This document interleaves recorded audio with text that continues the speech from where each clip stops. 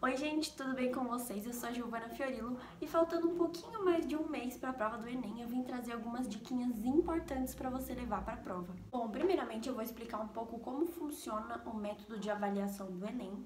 As questões não têm o mesmo peso e o que vai mudar? As questões que eles considerarem fáceis vão valer mais do que as difíceis. E para você usar essa nota do Enem posteriormente num SISU, por exemplo, cada faculdade e cada curso vão ter pesos diferentes para cada área do conhecimento. Por exemplo, na veterinária, o que vale mais é ciências da natureza.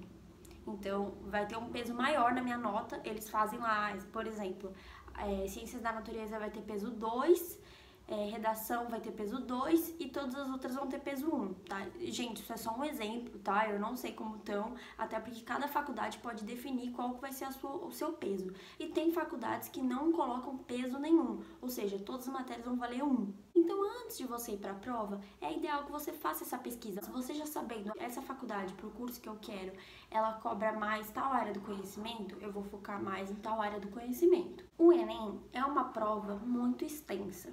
É uma prova que vai te vencer pelo cansaço. Nos 2 anos que eu prestei Enem, eu nunca consegui terminar todas as questões dos 2 dias. Nunca. É humanamente impossível, eu acredito. É humanamente impossível você conseguir fazer a prova inteira sem chutar pelo menos uma questão. Porque realmente não dá tempo, ela te vence pelo cansaço. Então a gente tem que atribuir todos esses fatos que eu falei até agora pra gente bolar uma estratégia na hora da prova. Então, bom, você sabendo que você precisa pontuar melhor nas questões fáceis, ou seja, entre acertar uma questão fácil ou uma questão difícil, vá sempre na fácil, porque é ela que vai valer mais, por incrível que isso pareça. Segunda coisa, já sei que o meu curso ou a faculdade que eu quero colocar cobra mais tal área do conhecimento, então eu vou focar mais nessa área, em pontuar mais nessa área.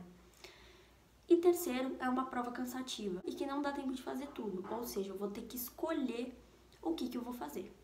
Bom, então eu vou passar algumas dicas do que eu costumava fazer para tentar ir um pouco melhor no Enem.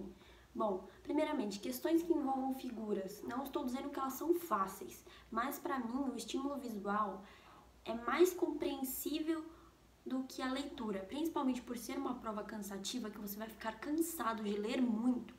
As questões que têm figuras costumam se esforçar um pouco menos para ficar lendo e interpretando aquilo que está escrito. Mas lembrando que não adianta nada você entrar numa questão com figura, você lê a questão, você não entende, você não sabe o que tem que calcular, você não sabe como calcular, esquece e pula. Pode ser que ela seja fácil? Pode. Mas pra você ela não é fácil, então naquele momento ela não é interessante, porque ela vai te demandar muito mais tempo do que você pode gastar. E também, gente, não é porque as questões às vezes têm muito texto que elas sejam difíceis, tá?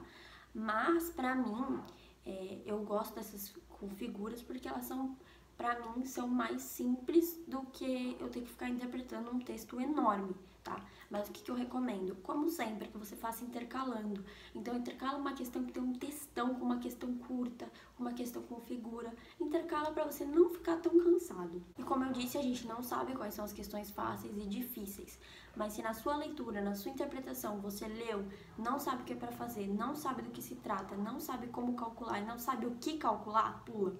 Porque ela não vai ser fácil. Então já é um erro começar por ela, tá? Deixa sempre essas questões que você não souber, nenhuma dessas perguntas, deixa sempre elas pro final, tá? Então tenta sempre intercalar uma questão mais comprida com uma questão mais curta ou uma questão mais visual, sempre das que você consegue fazer.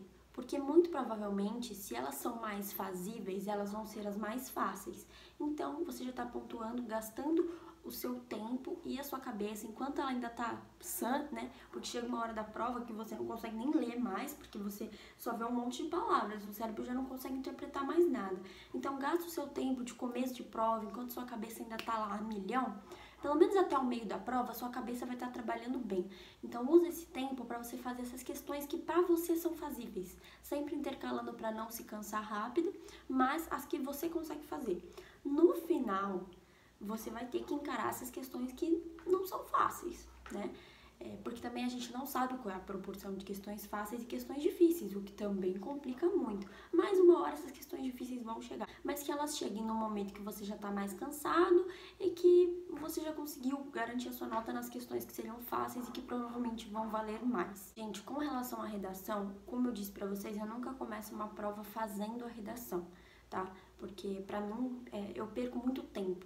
Então o que eu sempre faço, leio qual que é o tema, leio os textos de apoio, se possível eu já escrevo as minhas ideias ali mesmo, mas eu vou fazer as questões. E quando chegar nesse meio da prova que eu falar assim, ó, putz, agora só tá vindo questão difícil, essa é a hora que eu vou parar pra fazer a minha redação.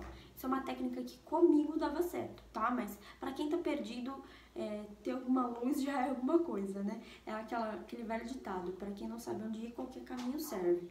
Então, se você tá perdido, melhor testar uma técnica de que alguém deu certo do que não saber o que fazer. Bom, a redação do Enem, ela vai te trazer um problema.